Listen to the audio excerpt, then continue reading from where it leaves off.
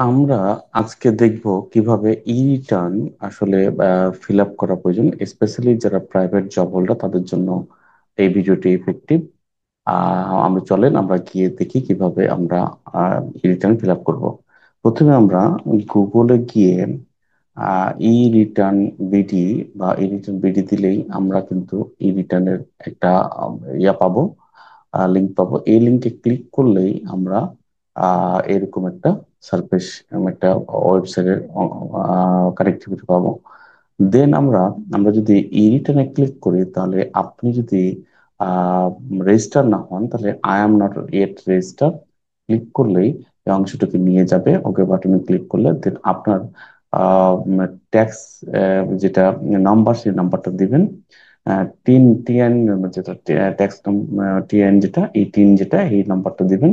Plus এখানে ultimately তারপরে আপনার মোবাইল নাম্বারটা, যেটা মোবাইল নাম্বারটা দিলে আপনার রেজিস্টার কিন্তু, যেটা এনআইডি দিয়ে রেজিস্টার কিন্তু মোবাইল নাম্বার দিবেন, তারপর ক্যাপচা দিলে এই ক্যাপচার মাধ্যম দিয়ে আপনি আলটিমেটলি ভেরিফাই করে সাইন ইন করে রেজিস্টার হয়ে যাবেন। রেজিস্টার হওয়ার পরে আমি যেহেতু রেজিস্টার, সেহেতু আমি আমি আই এম অলরেডি রেজিস্টার নামে আই এম অলরেডি রেজিস্টার এখানে বাটনে ক্লিক করব। ক্লিক করার পরে আমি এখানে এইটিন, আমার যে নির্দিষ্ট এইটিন নাম্বার আছে, আমরা এইটিনটুকু আমরা দিব। এইটিনটা কপি করে দিলেই আমি অটোমেটিক্যালি এখানে যেতে পারবো, এবং আমার পাসওয়ার্ড দিলে আমরা পাসওয়ার্ড দিলে এন্টার করতে পারবো। ক্যাপচারটুকু দিয়ে দিব, এক্স ভি জি ডব্লিউ দিলে আমরা আমাদের মেইন রিটার্ন সাবমিশন পেজে এন্টার করব।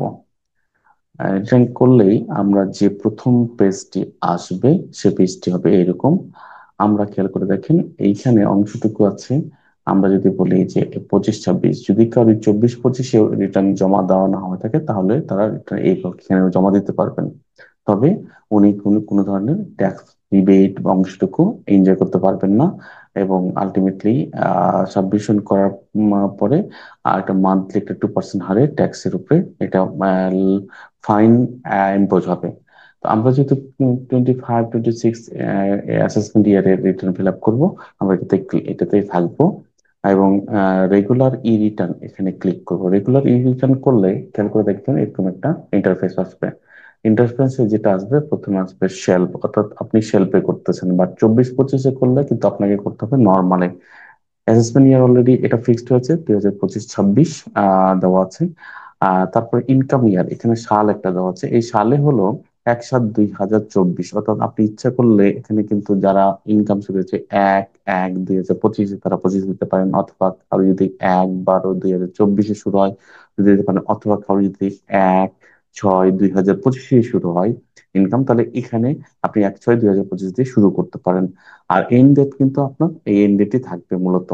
সো আপনি স্ট্যাটাস এখানে রেসিডেন্সিয়াল আর নন রেসিডেন্সিয়াল একটা ইস্যু আছে। এখানে আপনি রেসিডেন্সিয়াল যদি হন, রেসিডেন্সিয়াল নন রেসিডেন্সিয়াল ক্লিক করবেন।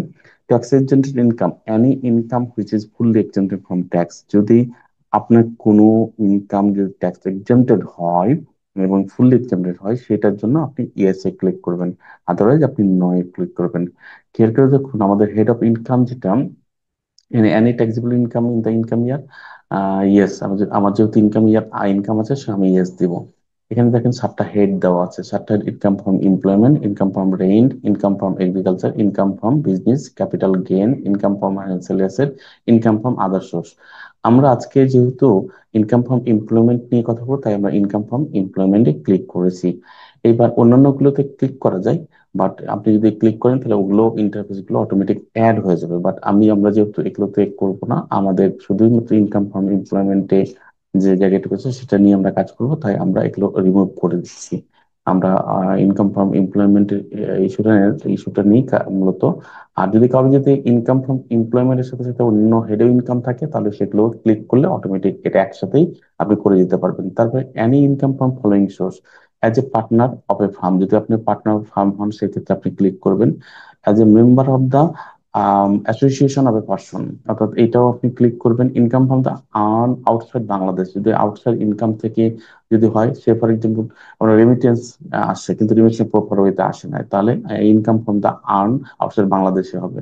Income earn by spouse and minor child, এগুলো যদি আপনার স্পাউসের কোনো ইনকাম থাকে সেটা আপনার টিনের সাথে অ্যালাইন করে দিতে পারেন। মাইনর চাইল্ড যদি দেখা গেল যে আপনি আন্ডার এজে, যে এজের জন্য সাবমিশন করা উচিত সেটাতে, এখন কিন্তু অনেকেই কিন্তু বিভিন্ন ডিজিটাল মিডিয়া ইউজ করে ইনকাম করতেছে, অনেক বাচ্চা ছেলেও, কিন্তু তাদের হলো ইনকাম যদি দেখাতে চায় তার ফাদারের সাথে বা মাদারের সাথে, সেটা দেখাতে পারে। Voluntary disclosure income under the under section, এইটা আন্ডার ফার্স্ট শিডিউলে, ইনকাম ফার্স্ট শিডিউলে যে অংশগুলো দেওয়া আছে সেগুলোই মূলত ইয়া করলে, এটা ক্লিক করলে voluntary disclosure of income under the সেকশনে আপনি এটা ক্লিক করলেই চলে যেতে পারবেন। যেহেতু আমাদের ইনকাম ফ্রম এমপ্লয়মেন্ট নিয়ে আমরা কাজ করবো, সো আমরা এখানে ক্লিক করেছি এবং সেভ অ্যান্ড কন্টিনিউ চলে যাব। সেভ কন্টিনিউ কি, এখানে অপশন দিবে আপনাকে আপনি কোন সিটি কর্পোরেশনের আন্ডারে, অর্থাৎ location main source of income. Location of main source ইনকামটা কোথায় কোথায় আছে, Dhaka north city corporation, Dhaka south city corporation, Chittagong city corporation, other city corporation, any other. এগুলো দেওয়ার উদ্দেশ্য হলো মিনিমাম ট্যাক্সটুকু এখানে অ্যাটাচ করে নেওয়া। আবার এখানে আছে warranted gazetted from freedom fighter, personal with disability, claim benefit as a parents legal guardian and person with disability, এগুলোর ক্ষেত্রে স্ল্যাব গুলো চেঞ্জ হয়ে যাবে। এবং মেল এবং ফিমেলের যে অংশটুকু আছে সেটা কিন্তু অলরেডি আপনি রেজিস্টার করার সাথে সাথে, মেল এবং ফিমেল এটা তো অটোমেটিক্যালি হলো অলরেডি এটা রেজিস্টার, সো এখানে আর এই অপশনটুকু আর আসে নাই। সো এখানে ট্যাক্স রিবেটের একটা অংশ, যে claim the tax rebate for the investment যদি থাকে তাহলে ইয়েস দিবেন, আর আদারওয়াইজ নো দিয়ে আপনি যাবেন। তাহলে আমি ক্লেম অফ রিবেট যেহেতু করবো সেহেতু ইয়েস দিলাম। এখানে গ্রস ওয়েলথ আবার 50 লাখ টাকা যদি থাকে তাহলে আমি আবার যদি 50 থাকে তাহলে আমি এখানে ক্লিক করবো। আমার যদি ওন একটা মোটর কার থাকে তাহলে আমি ইয়েসে ক্লিক করবো। ওন অফশোর প্রপার্টি যদি থাকে তাহলে আমি ক্লিক করবো। Share holder director of a company যদি থাকে তাহলে আমি এখানে ইয়েসে ক্লিক করবো, আদারওয়াইজ নোতে ক্লিক করবো। Have a house property in city corporation যদি আমার থাকে তাহলে ইয়েস বা নোতে ক্লিক করবো। 10B may not be mandatory still on to submit, অর্থাৎ এখানে কিন্তু 10B-টা যদি আপনার এগুলোর মধ্যে কোন একটা থাকে তাহলে 10B অবশ্যই ম্যান্ডেটরি, বাট যদি ইন কেস যদি এগুলোটাও নো থাকে, সবগুলো নো থাকে, তাহলে আপনার নট ম্যান্ডেটরি। বাট আমার পার্সোনাল সাজেশন হলো যে আপনারা অবশ্যই on to submit yes A click করে যাবেন, কারণ এখানে এক্সপেন্ডিচারটাও আপনাকে ডিসক্লোজ করে দিলে আপনার জন্য অবশ্যই এক্সপেন্স গুলো কোন কোন হেডে করলেন সেই জিনিসগুলো আপনি এক্সপ্লেন করতে পারলেন। আমি সেভ এন্ড কন্টিনিউ বাটনে চলে গেলাম আবারও। অর্থাৎ আমি যেহেতু আগে থেকে একটু ফিল আপ করে রাখছি যাতে কি আমাদের সময়টা কম লাগে, বাট আমি প্রত্যেকটা পয়েন্টই আপনাদের সাথে ডিসকাশন করব। খেয়াল করে দেখেন এখানে কিন্তু কয়েকটা সিলেক্ট আছে, সিলেকশন করার অপশন আছে, এই যে government pay scale, payment through the iBAS plus plus এ ফরম্যাটে, অর্থাৎ government pay scale payment not through the iBAS plus plus ফরম্যাটে, private and other than government pay scale subject, salary subject to the reduce tax rate, অর্থাৎ আমরা কিন্তু private আদার দেন গভর্নমেন্টের pay scale আমরা এটাতে যাচ্ছি। কোম্পানির নাম আপনাদের যেটা কোম্পানির নাম সেই কোম্পানির নামটা দিবেন। আমি জাস্ট এবিসিডি কোম্পানির নাম লিখে একজন অফিসার ডেজিগনেশন আমি দিয়েছি। সেরপর আমরা এখানে কিন্তু বেসিক স্যালারি আমাদেরকে দিতে হবে, আমাদেরকে আগে থেকে একটা ফরমেট করে নিতে হবে যে বেসিক স্যালারি কত, হাউস রেন্ট কত, মেডিকেল অ্যালাউন্স কত, কনভেন্স কত, ফেস্টিভ্যাল বোনাস কত, অর্থাৎ আপনার স্যালারি সার্টিফিকেট দেওয়া থাকলে সেখানে অবশ্যই লেখা থাকে এই অনুসারে, সো আপনি ওই অনুসারেই এটা ফিল আপ করবেন। তাহলে আমি একটু যদি আরেকটু ডিপ ডাউন করি এভাবে, যে আপনাদের salary certificate, bank statement, FDR instrument যদি থাকে, সঞ্চয়পত্র যদি থাকে, ডিপিএস থাকে, এইগুলো স্টেটমেন্ট গুলো সাথে করে রাখবেন। এবং ফাইনালি ট্যাক্স কতটুকু কাটা হয়েছে টিডিএস এর কপি গুলো লাগবে আপনাকে, টিডিএস কপি গুলো, কারণ আপনার টিডিএস এর ইনফরমেশন গুলো দিতে হবে। আমি ওয়ান বাই ওয়ান আপনাদের দেখাবো।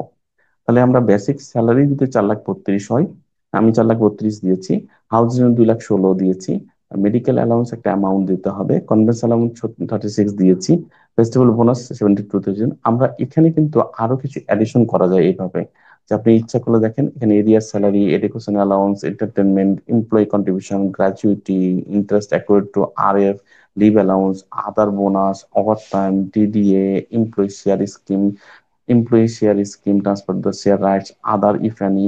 আমি আদার ইফ এনিতে দিয়ে এই হেড গুলো অ্যাড করে ফেলেছি। আমি যদি আদার ইফ এনি দিয়ে এখানে গিভ ডিটেলস এখানে এই এই ঘরটুকু চলে আসবে। তাহলে আমি এখানে ট্রাভেল অ্যালাউন্স 60,000, এক্সট্রা ডিউটি আরো 67 পেয়েছি, এডিশনাল অ্যালাউন্স 5,000 পেয়েছি, মোবাইল বিল 3,000 পেয়েছি। সো আমি কিন্তু এখানে এই পোর্শন গুলো অ্যাড করে নিয়েছি। আমি যদি আরো এখানে ডান দিকে আছে যে আপনি যদি রেন্ট ফ্রি অ্যাকোমোডেশন পান, সেটা আপনাকে দিতে হবে অফিস থেকে যদি পেয়ে থাকেন বা আদার্স অন্য জায়গা থেকে যদি ইনকাম পেয়ে থাকেন। আর অ্যাকোমোডেশন ফর কনসিলমেন্ট রেটে যদি কিছু পেয়ে থাকেন, ভেহিকেল ফ্যাসিলিটি যদি প্রোভাইড করে থাকে, সেটা আপনি ক্লিক করতে হবে। আদার নন ক্যাশ বেনিফিট যদি পেয়ে থাকেন, এখানে যদি আমি সেভ দিই, তাহলে অটোমেটিক কিন্তু সেভ ড্রাফট হয়ে এমপ্লয়মেন্ট সামারি হিসেবে চলে আসবে। আপনি যেগুলো ইনপুট দিয়েছেন খেয়াল করে দেখেন, এখানে কিন্তু ট্যাক্স এক্সামটেড অ্যাক্টিভ অ্যাক্টিভ নয়। কারণ আপনাকে খেয়াল রাখতে হবে যে আদার দেন প্রাইভেটের ক্ষেত্রে আপনি যে ট্যাক্সটুকু আছে সেটা অন থার্ড গ্রস, অন গ্রসের অন থার্ড অথবা 5 লাখ টাকা যেটা ছোট হবে সেটি আপনি কিন্তু পাবেন। তো আমরা দেখবো ক্যালকুলেশন করে, খেয়াল করে দেখেন, এই যে 9,20,000 টাকা টোটাল আমার এখানে গ্রস ইনকাম। তাহলে 3,03,000 অন থার্ড আমি এখানে ট্যাক্স এক্সাম পেয়েছি, আর 6 লাখ ট্যাক্সেবল ইনকাম এখানে অটো ক্যালকুলেশন করে ফেলেছে। আবার আপনি যদি মনে করেন যে অ্যাডিশনাল আরো ইমপ্লয়মেন্ট দিবেন, তাহলে আপনাকে আবারও এখানে দেখা গেল যে আরো অপশন চলে আসবে। তাহলে এমপ্লয় টু নামে একটা অপশন চলে আসবে। তাহলে আপনি ইচ্ছা করলে, কিন্তু যদি আপনি আরো 5টাও চাকরি করেন অথবা আরো কম চাকরি করেন বা আরো একটা চাকরি করেন চাকরির পাশাপাশি, তাহলে এখানে কিন্তু ইনকামটা দিতে পারবেন যদি আপনার ইনকাম হিসেবে থাকে। তো তার আমি আমার যেহেতু নেই, আমি জাস্ট হলো তারপরে প্রসিড করি এবং সেভ এন্ড কন্টিনিউ দিলে আমরা পরের পেজে চলে যাব। পরের পেজে খেয়াল করে দেখেন, এখানে অ্যাসেসমেন্ট আমরা প্রথম পেজে ছিলাম, তারপরে ইনকাম, তারপরে রিবিটের অংশ চলে চলে আসছে। তারপরে খেয়াল করে দেখেন expenditure, asset and liability, tax payment, return view. তাহলে আমরা কিন্তু ওয়ান বাই ওয়ান কিন্তু আমরা এখানে আহ, মানে ওয়ান বাই ওয়ান আমরা পেজে চলে যাব। তারপর অংশটুকু যেটা যাবে, আমরা বলি এখানে খেয়াল করে দেখেন ইনভেস্টমেন্ট ক্যাটাগরি। লাইফ ইন্স্যুরেন্স যদি থাকেন, life insurance policy number, insurance company, policy value, premium paid, allowable investment. এখানে অটোমেটিক ক্যালকুলেশন অ্যালাউবল ইনভেস্টমেন্ট একটা যেটা আছে সেই সেই স্ল্যাব পর্যন্ত অ্যাডিশন হবে। ডিপিএস এর ক্ষেত্রে কিন্তু 1,20,000 টাকা টোটাল স্ল্যাব। তাহলে আমি আর দুটা ডিপিএস, শাহজালাল ব্যাংকের একটা অ্যাকাউন্ট নাম্বার এত, আমি 60,000 টাকা ডিপোজিট করেছি, যেটাতে আমি 60,000 টাকা পাবো। এবং শাহজালাল ব্যাংক পিএলসি, এবং দেখেন খেয়াল করে দেখেন টোটাল 1,20,000 পাবো। আরেকটা ডিপিএস আমি করেছি 80,000 টাকার, এখানে কিন্তু অ্যালাউ কিন্তু অনলি 60,000 হয়েছে, রেস্ট অফটুকু অ্যালাউবল হিসাবে চলে আসবে। তাহলে আমার 1,40,000 টাকা ডিপিএস করা কিন্তু আমি পাবো অনলি 1,20,000 টাকা অ্যালাউবল ইনভেস্টমেন্ট হিসেবে। গভর্নমেন্ট সিকিউরিটি সঞ্চয়পত্র বা আদারের অংশটুকুতে আমার 2 লাখ টাকা আমি একটা সঞ্চয়পত্র খুলেছি, যেটা হলো ভ্যালু হলো 2 লাখ টাকা। তাহলে খেয়াল করে দেখুন, আমাকে কিন্তু আলটিমেটলি ডিউরিং দ্য ইয়ারে যে ইনভেস্টমেন্ট আছে সেটার উপরেই কিন্তু আমি পাবো। তারপরে অংশটুকু ইউনিট সার্টিফিকেট যদি থাকে, ইউনিট সার্টিফিকেট ক্ষেত্রে একটা অ্যামাউন্ট আসবে। তারপরে লিস্টে যদি স্টক এক্সচেঞ্জ শেয়ারে থাকে, বই বি account, brokerage house number, investment during the year, amount গুলো দিতে হবে আপনাকে। অবশ্যই এটা আপনি যে ইনভেস্টমেন্ট করবেন সেই ইনভেস্টমেন্ট অ্যামাউন্টটুকু দেখাতে হবে। তারপরে আপনি দেখা গেল জেনারেল প্রভিডেন্ট ফান্ড যদি থাকে, সেক্ষেত্রে আপনি কন্ট্রিবিউশন কতটুকু করছেন সেটা দিতে পারবেন। তারপরে অংশ রিকগনাইজ প্রভিডেন্ট ফান্ডের যে অংশটুকু আছে সেটা আপনি সেলফ কন্ট্রিবিউশন, এমপ্লয়ি কন্ট্রিবিউশন অংশটুকু একটু মেনশন করতে পারবেন। তারপরে অংশটুকু অ্যাপ্রুভ সুপার অ্যানুয়েশন ফান্ড যদি থাকে, তাহলে নিয়ম ডেট এবং অ্যামাউন্টটা এখানে দিতে হবে। তারপরে অংশটুকু হলো জাকাত ফান্ড, যদি under the fund management act 2023 মধ্যে যেগুলো পড়বে সেগুলো দিতে পারবেন। নেম, ডেট এবং কন্ট্রিবিউশন অ্যামাউন্টটা দিলে অ্যাডিশন হয়ে যাবে। ইউনিভার্সাল পেনশন স্কিম যদি থাকে সেটা থাকবে, সেটা দিতে পারবেন। আদার্স অপশন যদি থাকে, ইনভেস্টমেন্ট আন্ডার 62 প্যারা 3 তে বলা আছে যে এইগুলো, সেগুলোর মধ্যে যদি থাকে তাহলে সেক্ষেত্রে ইনভেস্টমেন্ট আন্ডার এশিয়ারও, এখানে কিন্তু প্যারাগ্রাফ নম্বর, ডেসক্রিপশন, অ্যামাউন্ট আপনাকে মেনশন করতে হবে। ইনভেস্টমেন্ট আন্ডার এশিয়ারও, এছাড়া নম্বর, ইয়ার, ডিসক্রিপশন, অ্যামাউন্ট মেনশন করতে হবে। তাহলে খেয়াল করে দেখেন এইগুলোতে যখন ক্লিক করবেন তখন অটোমেটিক তার চলে আসবে। খেয়াল করে দেখেন আমার ইনভেস্টমেন্ট 2 লাখ, এবং এই বছর ডিউরিং আমি ইনভেস্ট করেছি 2 লাখ, আর হলো 1,40,000, তাহলে 3,40,000 মধ্যে আমি 3,20,000 পাবো। তারপরে অংশটুকু যদি আমি চলে যাই পাশে ব্যাংক কন্টিনিউ করে, সেভেন কন্টিনিউ করার পরে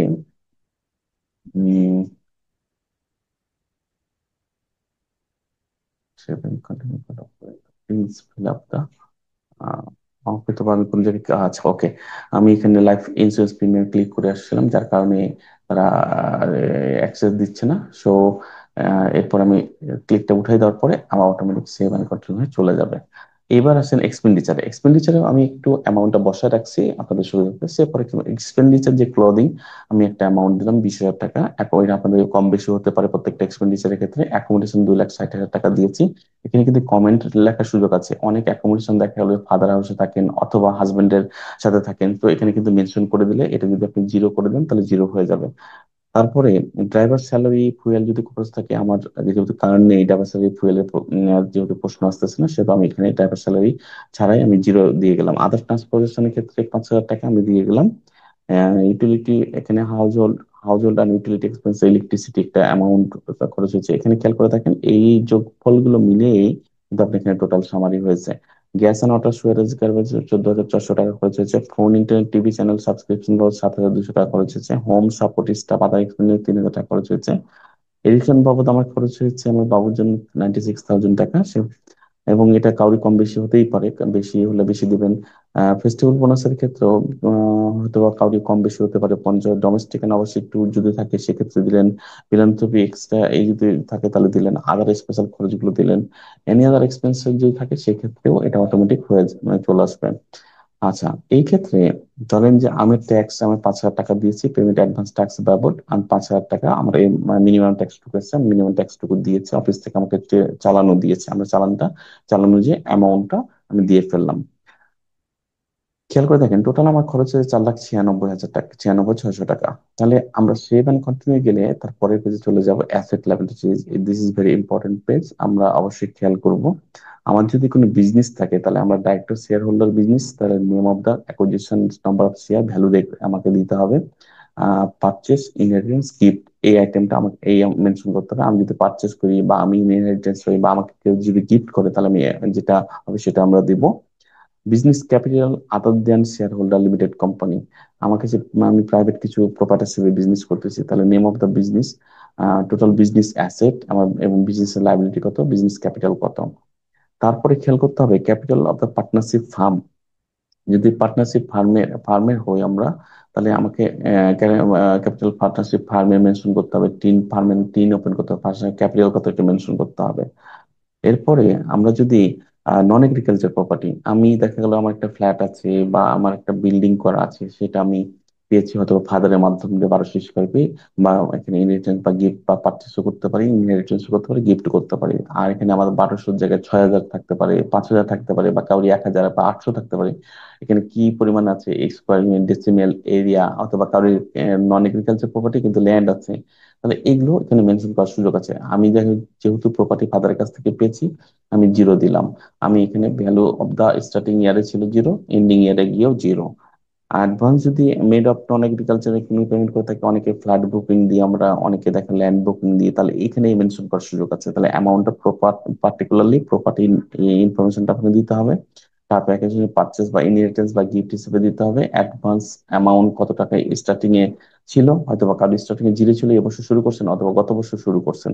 দেখে দেখে এটা কিন্তু ক্যালকুলেশনটা আবার রিটার্নের সাথেও কিন্তু অ্যালাইন। সে ফর এক্সাম্পল, আপনি ওই প্রিভিয়াস রিটার্নে আমার একটা অ্যামাউন্ট ছিল, প্রিভিয়াস রিটার্নের অংশটুকু তাহলে ক্লোজিং ছিল, ওপেনিং ছিল এতটুকু, সে গত বছর আমি পেমেন্ট করে আসছি 6,00,000 টাকা, এবার আমি এখন শুরু করলাম, এই বছর আমি তাহলে 6,00,000 টাকা দিয়ে শুরু করলাম, এই বছরই এটা জমা হয়েছে কোনো কারণে তো 8,00,000 টাকা, তাহলে আমি 8,00,000 টাকা দিব, তাহলে 2,00,000 টাকা ডিফারেন্স, 2,00,000 টাকা অ্যাডিশন হয়েছে।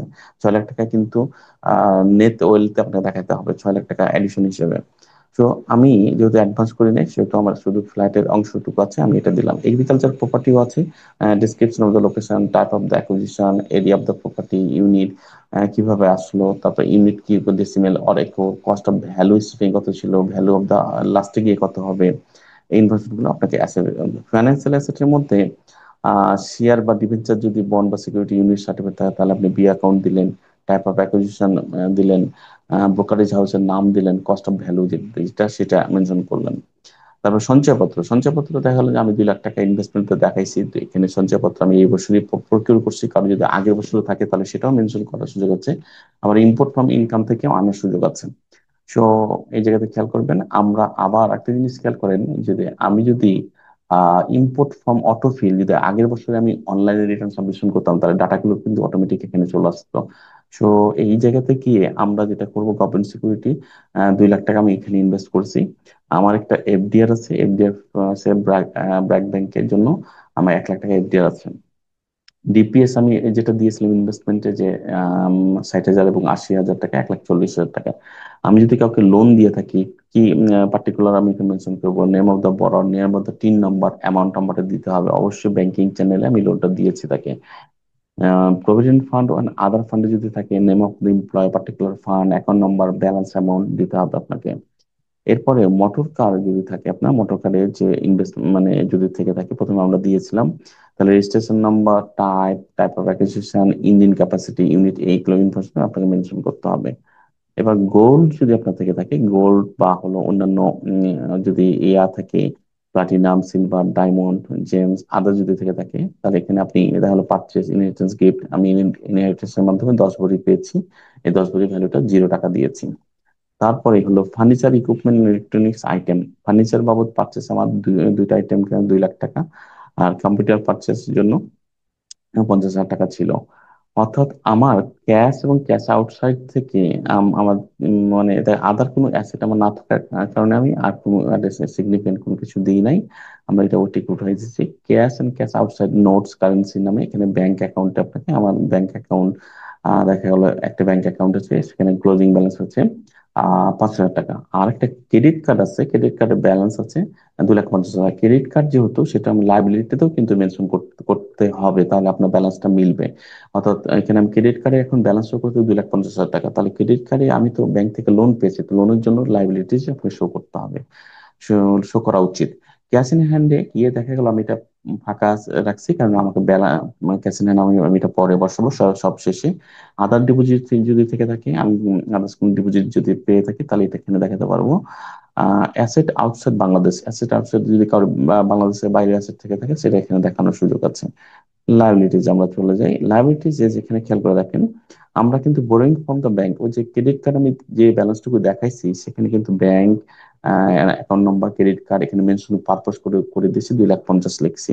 আনসিকিউর্ড যদি লোন থাকে, লোনের অংশটুকু দিতে হবে, name, lender, TIN number, purpose, balance, amount দিতে হবে। আবার দেখা গেল আমি যদি গিফট অফ ডোনেশন হিসেবে কাউকে টাকা পয়সা যদি আমি পেয়ে থাকি, তাহলে সে ফাদার কাছ থেকে পেতে পারি, বা বা এবং আদার এবং লোন অ্যাডভান্স ড্রাফটে ছিলাম আমরা, আদার্স এবং লোন অ্যাডভান্সে যদি ক্লিক করি, তাহলে এখানে পার্টিকুলার লেন্ডের ডিটেলস চলে আসবে। এরপরে আমি শুধু আউটফ্লো, আমি কি কি কাজে খরচ করেছি, বা আমার অ্যানুয়াল লিভিং গেছে, লিভিং বাবদ গেছে, loss of deduction others expenses যদি থাকে, তাহলে আমরা এটাতে ক্লিক করব এবং পার্টিকুলারলি কিসের জন্য হয়েছে এটা লিখবো। গিফট ডোনেশন যদি কিছু থাকে, সেটাও আমরা এখানে লিখবো। এবং সোর্স অফ ফান্ড খেয়াল করে দেখেন, আমার ইনকাম ট্যাক্সেবল এত, আর ট্যাক্স এক্সেম্পটেড এত, তাহলে 6 লাখ আর 3 লাখ মিলে কিন্তু টোটাল 9 প্লাস হবে। এবং আমার যদি আদার্স কোনো রিসিপ্ট থেকে থাকে, সে ফর এক্সাম্পল আমি ফাদারের কাছ থেকে একটা গিফট পেয়েছি 1 লাখ টাকার ব্যাংকিং চ্যানেলে, তাহলে আমি এখানে মেনশন করতে পারবো। তারপরে আমরা এখানে খেয়াল করে দেখেন, আমার গত বছরের নেট আর্ন ছিল 3,75,000 টাকা। আমি কিছু কিছু জিনিস, যেমন আমি বলি আপনাকে, যে আমার এই ফার্নিচার ফিকচার, এই 2,50,000 টাকা আমি আমি মনে আমি গত ব্যালেন্স থেকে এসেছে। আবার দেখা গেল এফডিআরটাও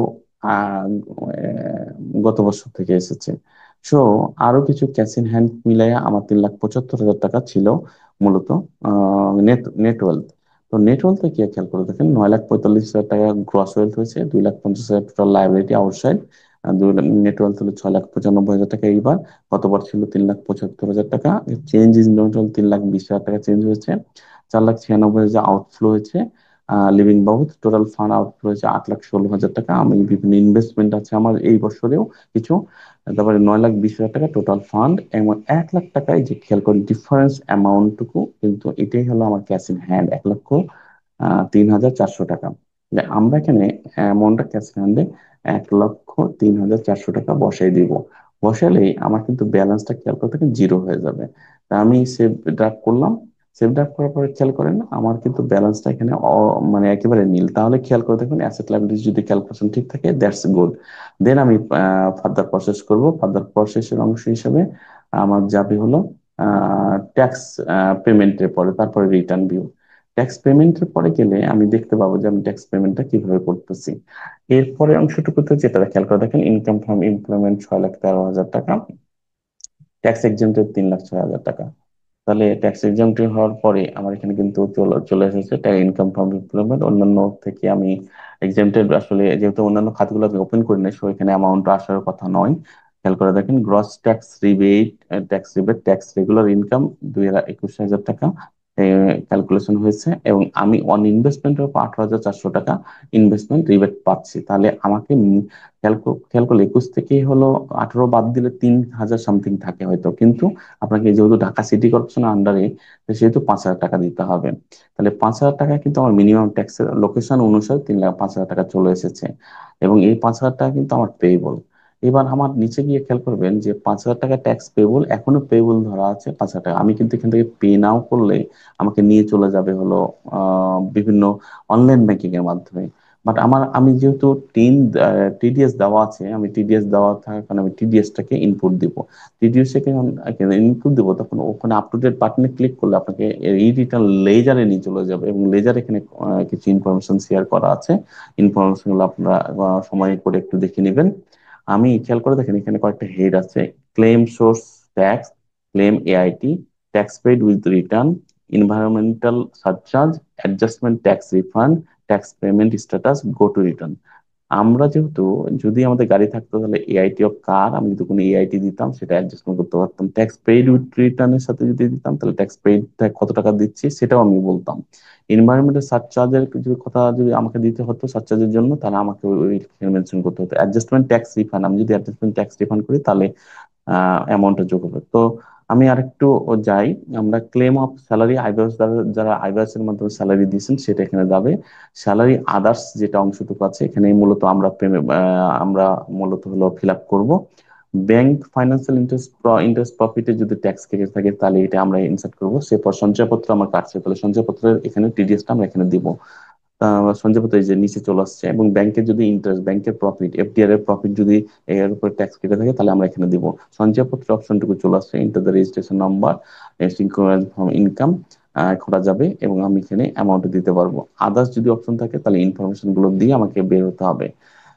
ক্লেম ট্যাক্সের মধ্যে যদি থাকে, দেখালো এআইটি অন কার, আমি যদি কারের হলো ট্রানজেকশন নাম্বার, ইউনিক কি ট্রানজেকশন নাম্বার থাকে আমরা এখানে দিতে পারবো এআইটিটা। এআইটি ফর দা, যে এখানে আরো কিছু অপশন থাকে, চালান নাম্বার দিতে হবে আপনাকে, চালান দিয়ে আপনাকে এখানে ইনফরমেশন দিতে হবে। এআইটিরও এখানে নাম্বার দিয়ে আপনাকে দিতে হবে, ইনফরমেশন গুলো দিতে হবে।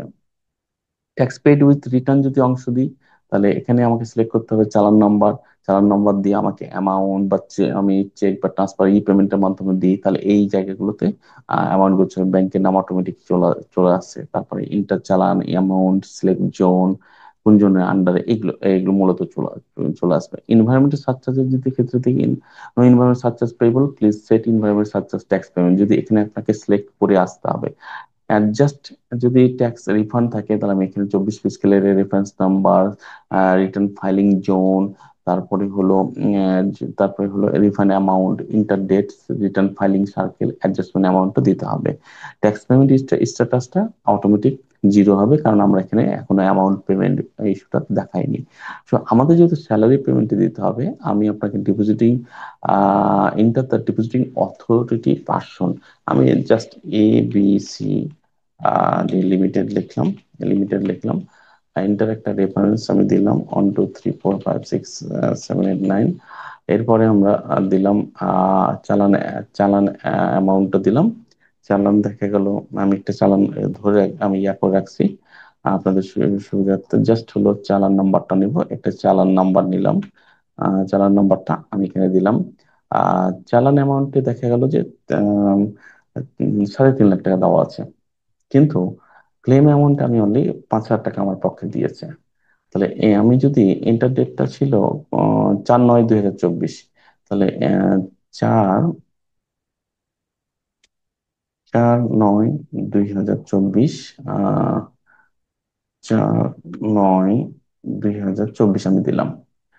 আর যেহেতু আমি চালান অ্যামাউন্ট কত দেওয়া হয়েছিল সোনালী ব্যাংকে, আহ সোনালী ব্যাংকে আমি দিলাম।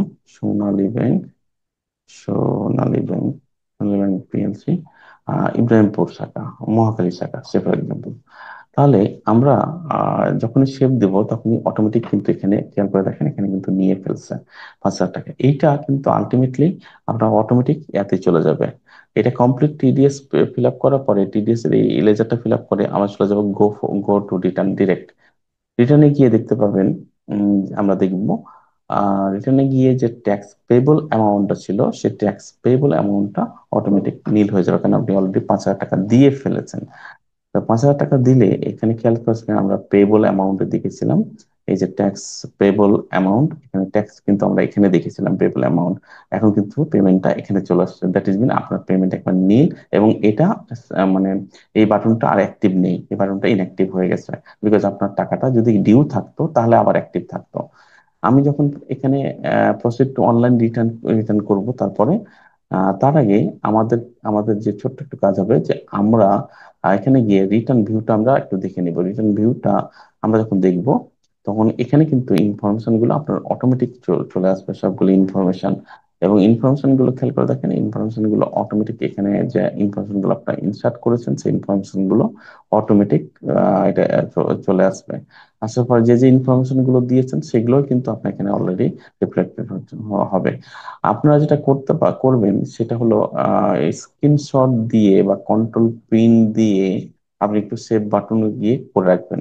সেভ আর কন্ট্রোল যদি প্রিন্ট দিই আমি, কন্ট্রোল এই বাটন যদি আমি দেখা গেল কন্ট্রোল পি প্রিন্ট অপশন যাই, তাহলে খেয়াল করেন আমি আমরা সেভ এজ এ পিডিএফ যদি করে ফেলি, এই পিডিএফ এর জন্য সেভ করে আমি রেখে দিতে পারবো। সেভ করে টোটাল ইস্যুটা দেওয়াই একটা ওয়াইজ ডিসিশন হবে। তাহলে আপনি কি কি ইন দিলেন, যেহেতু সেভ দিলে আবার আম, আমি এই জিনিসটা সেভ করে রেখে দিলাম আমার একটা ফাইলে। সো এই এই ছিল ওভারঅল মানে সিনারিও এই রিটার্ন ফিল আপ করে। আই হোপ যে আপনারা আপনাদের অনেকগুলো ইনফরমেশন আজকে অনেক ক্লিয়ার হয়েছে। এবং যদি আরো কোনো কিছু জানার থাকে তো অবশ্যই কমেন্টসে জানাতে ভুলবেন না। আমি অবশ্যই চেষ্টা করবো আপনাদেরকে প্রপার ওয়েতে ইনফরমেশন শেয়ার করার জন্য। ধন্যবাদ এতক্ষণ থাকার জন্য আপনাদেরকে। সবাইকে আন্তরিক শুভেচ্ছা জানিয়ে আমি আমার আজকের এই সেশনটুকু শেষ করতেছি। ধন্যবাদ সবাইকে।